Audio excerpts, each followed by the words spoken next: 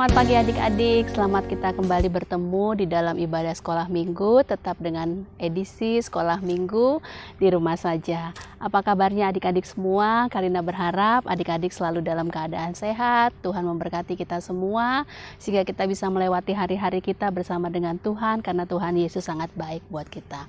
Adik-adik masih ingat cerita firman Tuhan beberapa minggu yang lalu ya, di minggu-minggu ini kita sedang mendengarkan firman Tuhan, seorang tokoh di dalam Alkitab yang Tuhan pakai dengan luar biasa, yaitu yang bernama Daud. Ya, Daud yang diurapi oleh Tuhan, Daud yang diberkati oleh Tuhan, Daud yang dipimpin oleh Tuhan, sehingga Daud bisa mengalahkan seorang raksasa yang bernama Goliat. Adik-adik, setelah Daud mengalahkan raksasa Goliat itu yang bernama Goliat itu, ya, Daud semakin dikasihi oleh orang-orang di Israel. Daud semakin dicintai oleh tentara-tentara di Israel, dan Tuhan juga memakai Daud untuk menjadi bagian dari tentaranya orang Israel. Nah, keadaan yang seperti ini membuat Raja Saul menjadi sangat marah dan membuat Raja Saul itu iri terhadap Daud. Kenapa? Karena Daud semakin banyak disukai dan Raja Saul punya ketakutan tersendiri kalau nanti Raja Saul tidak lagi populer. Raja Saul tidak lagi dikenal oleh bangsa Israel, tetapi yang lebih dikenal adalah Daud, ya. Nah, Raja Saul ini dia mempunyai seorang putra yang bernama Yonatan, ya. Yonatan bersahabat dengan Daud semenjak Daud itu bisa mengalahkan raksasa yang bernama Goliat, ya. Yonatan bersahabat dengan Daud, berteman akrab dengan Daud, ya. Adik-adik, enak nggak kalau kita punya teman? Enak ya, pasti ya. Teman itu kita bisa bercerita, teman itu bisa kita bareng belajar, teman itu juga bisa menjadi orang yang bisa mendengarkan kesedihan kita, kesenangan kita, ya. Berbahagia kalau kita bisa memiliki seorang teman yang atau yang sangat baik dan memperhatikan kita, ya. Bersahabat dengan seseorang itu adalah satu hal yang sangat menyenangkan karena kita mempunyai banyak teman, kita mempunyai orang yang memperhatikan kita, ya. Sama halnya dengan Daud dan Yonatan. Daud dan Yonatan ini mereka bersahabat, ya, mereka saling mengasihi. Di Alkitab dikatakan Yonatan mengasihi, mencintai Daud seperti Yonatan mengasihi atau mencintai dirinya sendiri. Tetapi ada kendala, tetapi ada hambatan di dalam persahabatan mereka. Apa itu hambatannya? Hambatannya adalah ayahnya Yonatan, yaitu Raja Saul, tidak menyukai Daud, ya. Sehingga beberapa kali Raja Saul berupaya untuk membinasakan Daud, ya. Satu kali Raja Saul mengumpulkan tentara-tentaranya, orang-orang yang ada di Israel, juga memanggil Yonatan dan menyampaikan kepada anaknya Yonatan dan pasukan Israel. Raja Saul menyampaikan bahwa kalian harus bisa membunuh Daud, ya. Kalian harus bisa membunuh Daud di banyak kesempatan. Pada kesempatan apapun kalian harus bisa membunuh Daud, ya. Lalu ketika diketahui bahwa ayahnya ingin sekali Yonatan, bahkan pasukan-pasukannya membunuh Daud, kira-kira menurut adik-adik bagaimana ya perasaannya Yonatan? Ya, Yonatan yang adalah sahabatnya Daud tentunya akan merasa sedih.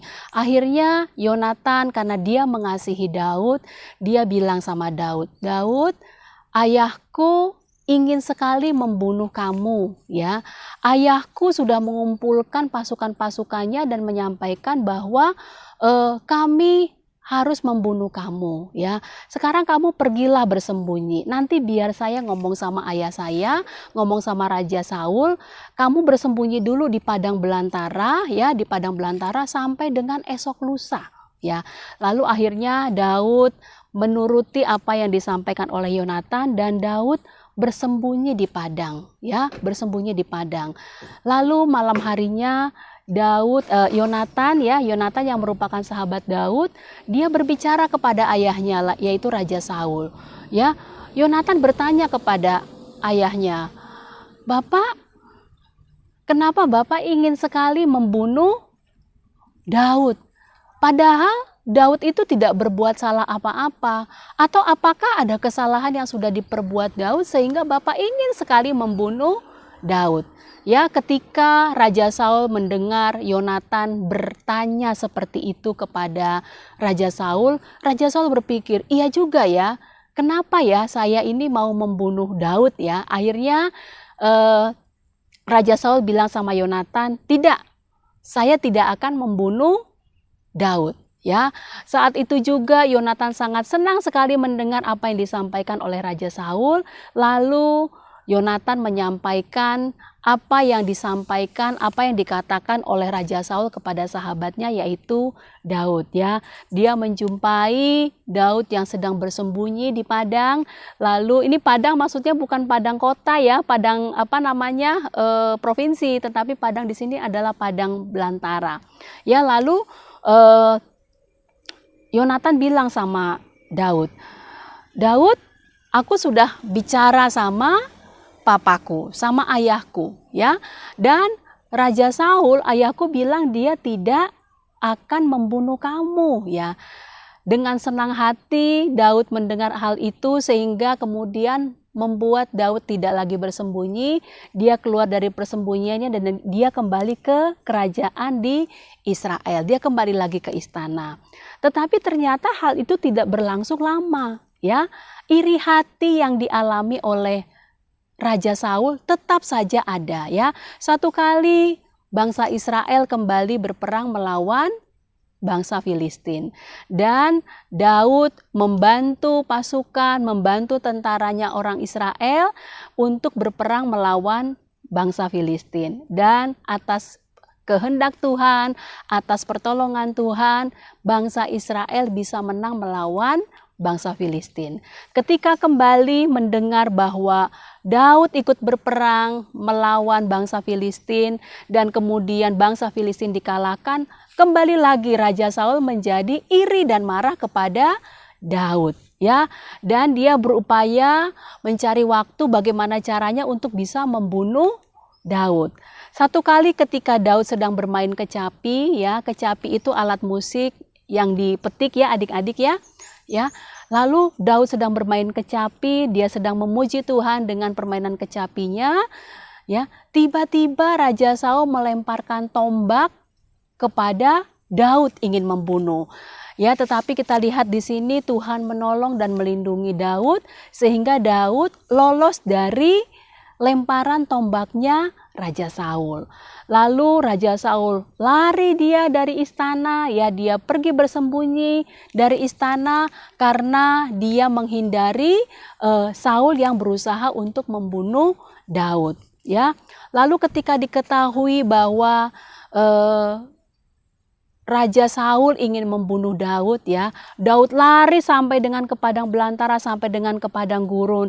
Sampai kemudian Daud itu menjumpai Yonatan dan dia bilang gini, "Yonatan, ada apa dengan saya? Apa yang sudah saya lakukan yang salah terhadap Raja Saul? Sehingga ayahmu Raja Saul ingin sekali membunuh saya." Lalu akhirnya Yonatan bilang sama Daud, "Sudah kamu sembunyi saja ya. Kamu sudah tidak ikut lagi perjamuan makan. Nanti ketika ayahku bertanya, Raja Saul bertanya, di manakah Daud? Saya akan bilang bahwa kamu sedang mengunjungi keluargamu." Ya, lalu Daud bersembunyi di goa, ya, di padang, di dalam sebuah di goa. Lalu mereka membuat kesepakatan, nanti saya akan menembakkan 3 anak panah. Ya, nanti saya akan suruh pembantu saya, bujang saya, ya, akan saya suruh untuk mengambil anak panah itu. Kalau saya bilang anak panah itu dekat kemari, dekat dengan saya, maka kamu selamat. Tetapi kalau anak panah itu jauh ke sana, maka itu tandanya bahwa kamu tidaklah selamat. Lalu ketika perjamuan makan malam, ya, hari pertama perjamuan makan, mereka memperingati, ya, mereka senang karena bisa mengalahkan bangsa Filistin. Saul melihat bahwa Daud tidak ada, tetapi Saul tidak bertanya. Esok harinya ketika dilihat lagi Daud tidak ada, Saul bertanya, kemana Daud? Kenapa Daud tidak ikut perjamuan makan? Lalu Yonatan bilang kepada ayahnya, Daud sedang pergi mengunjungi keluarganya. Raja Saul sangat marah dengan jawaban itu ya. Raja Saul marah kepada Yonatan. Raja Saul bilang, apakah kamu pikir saya tidak tahu bahwa kamu itu ya berpihak kepada Daud? Pergi sekarang cari Daud. Ya, saya ingin kamu membunuh Daud ya. Daud dengan hati yang penuh kesedihan, dia mendatangi tempat di mana Daud bersembunyi ya. Mereka sudah bikin tanda ya. Lalu dia bersama dengan pelayannya, dengan pembantunya ya, lalu Yonatan menembakkan 3 anak panahnya ya, lalu dia suruh pembantunya atau pelayannya itu untuk mengambil anak panah itu ya.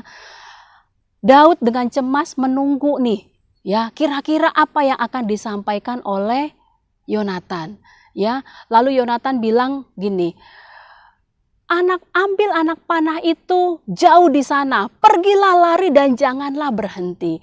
Daud tahu bahwa itu adalah tanda yang diberikan oleh Yonatan agar Daud pergi melarikan diri sejauh-jauhnya dari Israel karena Raja Saul tetap ingin membunuh Daud. Ya, dengan sedih hati akhirnya Yonatan dengan pembantunya pergi kembali ke istana.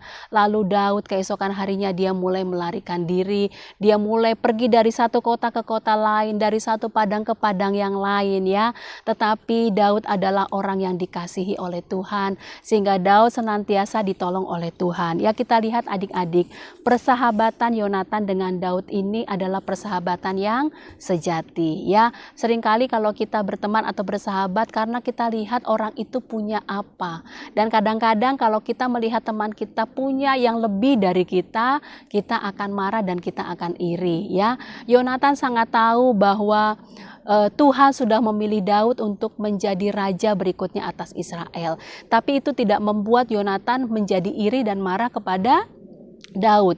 Daud juga bisa saja iri kepada Yonatan karena Yonatan adalah seorang anak raja yang pasti memiliki banyak hal yang tidak dipunyai oleh Daud. Sementara Daud adalah hanya seorang gembala. Tetapi kita lihat di sini itu tidak menghalangi mereka untuk bersahabat. Justru itu membuat mereka semakin kuat bersahabat ya. Yang seperti ayat hafalan kita di minggu ini dikatakan di dalam Amsal 17 ayat 17, seorang sahabat menaruh kasih setiap waktu.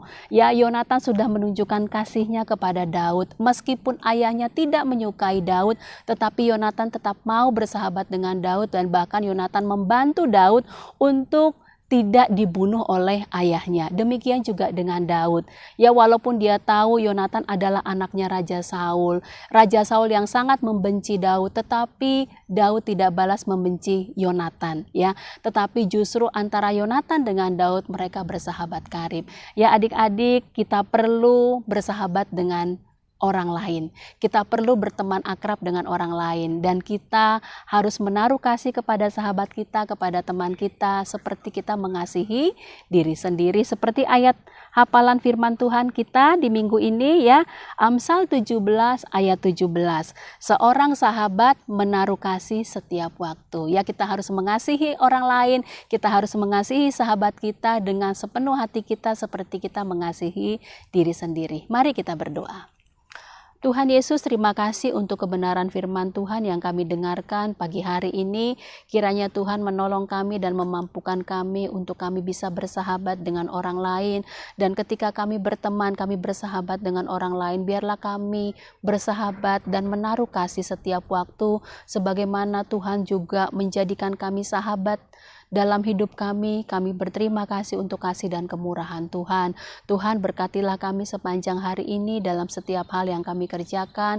Tuhan menolong, memberikan kesehatan dan kekuatan kepada kami. Meteraikan firman-Mu dalam hati kami Tuhan, dan Roh Kudus mampukanlah kami untuk melakukannya dalam kehidupan kami setiap hari. Terima kasih Tuhan Yesus, hanya di dalam nama Tuhan Yesus Kristus kami berdoa dan bersyukur. Haleluya. Amin. Ya adik-adik, ingat ayat hafalannya di dalam Amsal 17 ayat 17. Seorang sahabat menaruh kasih setiap waktu. Adik-adik, kasihilah sahabatmu dengan baik, kasihilah sahabatmu dengan kasih Tuhan. Tuhan akan memberkati adik-adik, Tuhan menolong adik-adik sepanjang hari ini, bahkan di sepanjang kehidupan ini.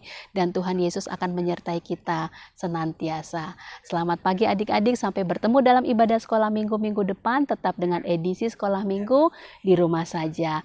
Tuhan Yesus memberkati.